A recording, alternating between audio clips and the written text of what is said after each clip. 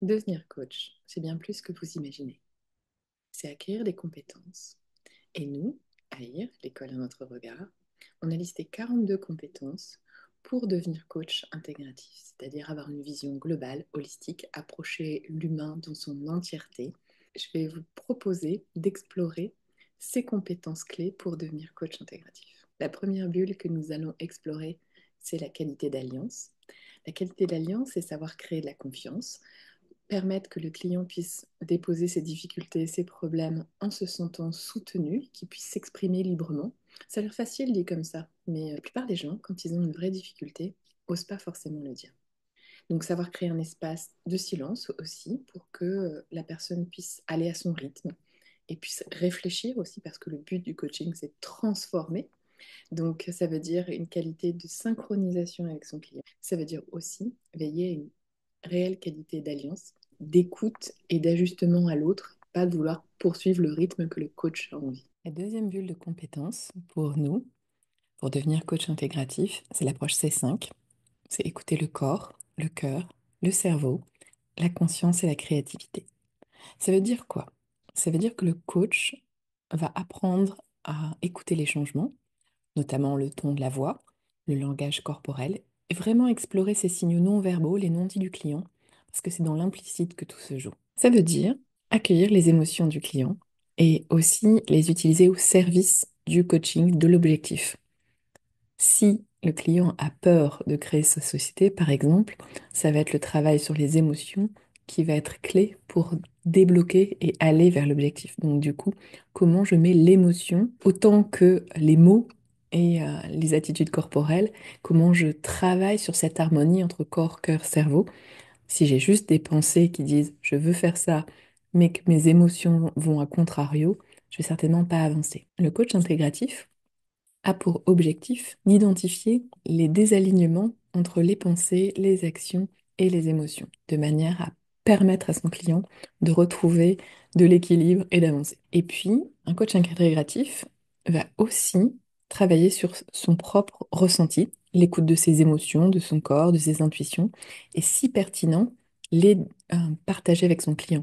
Si ça a à voir avec l'objectif de coaching, à quel moment je partage des ressentis. On appelle ça aussi l'effet miroir, mais c'est important parce que si la personne n'avance pas toute seule, c'est qu'il y a des choses qu'elle ne voit pas. C'est un peu comme un effet rétroviseur, que le coach soit capable de lui faire ces feedbacks-là. La prochaine bulle, c'est le cadrage déontologique. Évidemment, le coaching professionnel nécessite le respect de la déontologie de ce métier. Ça veut dire expliquer clairement ce qu'il y a dans la déontologie, mais ça veut dire aussi analyser une demande, poser un contrat clair avec des objectifs, des indicateurs de suivi, savoir co-construire ces indicateurs avec le client pour savoir où on va et mettre des étapes clés.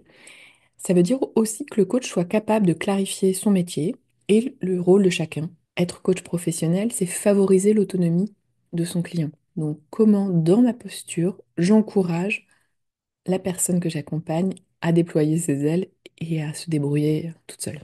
Le point suivant, c'est les stratégies de coaching. Ça me semble beaucoup plus efficace de parler de stratégie que de parler d'outils. Les outils, c'est comme des briques. Si on vous donne des tonnes de briques, mais qu'on ne vous apprend pas à construire un mur ou un pont, vous n'allez pas avancer. Donc c'est quel outil j'utilise dans quel cas, comment, pourquoi. Donc maîtriser les outils, évidemment, mais au service de l'évolution du client. Ça veut dire aussi savoir utiliser les questionnements orientés solutions, être stratégique dans l'art de cibler les freins et les leviers. Avec certains clients, il va falloir travailler sur les leviers de motivation en premier. Et avec d'autres, au contraire, si on ne lève pas les freins, activer les motivations ne servira à rien. Donc comment je travaille spécifiquement pour chacun de manière à être le plus efficace possible. Être coach, c'est aussi savoir confronter. Si mon client tourne en rond, je dois lui dire, sinon il n'avancera pas et continuera à être en rond dans le même rond-point sans prendre de décision. Parfois, c'est dire des choses désagréables, mais avec peut-être légèreté et en tout cas bienveillance parce que c'est au service de l'atteinte des objectifs. Parfois, il y a beaucoup de personnes qui n'ont pas conscience de leurs compétences. Donc, du coup, le coach est là aussi pour faire prendre conscience des progrès, des pas déjà réalisés et des ressources peut-être non utilisées que le client pourrait mettre à son service. Donc, le dernier point, en termes de stratégie, c'est aussi savoir clôturer. programmer le pas suivant et aider la personne à avancer sur son propre chemin seul. Parmi les points qui nous semblent essentiels à IR, c'est la méta-analyse. La méta-analyse, c'est vraiment pendant toute la formation prendre des temps de recul sur la séance. Qu'est-ce qui s'est passé? Méta-communiquer, ça veut dire communiquer sur la manière dont on interagit. Ça veut dire aussi utiliser des éléments techniques de coaching, c'est ce qu'on appelle les reflets systémiques. Ce qui se passe ici se passe peut-être ailleurs. C'est comme monter en montgolfière et analyser ce qui peut se passer pour le client avec le coach ou pour le client avec son équipe, par exemple. Il y a des échos qui peuvent avoir lieu. C'est aussi rechercher des axes d'amélioration et de progression dans sa pratique de coaching. C'est demander au client comment il a trouvé la séance, comment je pourrais faire encore mieux.